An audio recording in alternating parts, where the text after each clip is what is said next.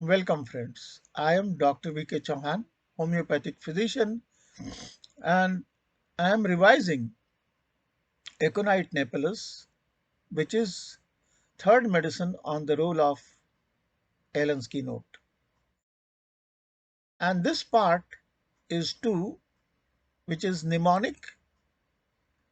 As we know, most of the text is from Allen's keynote, but additional can be from Clark, Borick.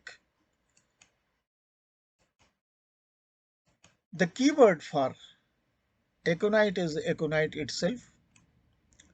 Here A stands for acute complaints, C stands for congestive stage, O stands for open air ameliorates, N stands for nervous restlessness, I stands for intense fear or anxiety, T stands for thirsty, and E stands for exposure, which acts as a exciting cause in case of aconite.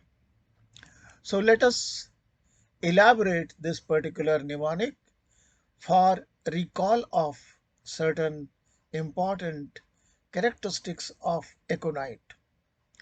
So A stands for acute complaints, means sudden onset of the diseases. Aconite is indicated in acute or recent cases which are occurring in young persons, especially girls of full plethoric habit and who leads a sedentary life.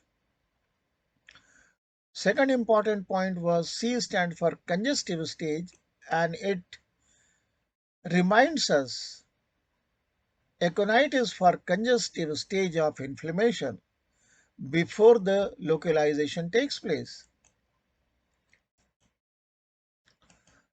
The third point is O for open air ameliorates.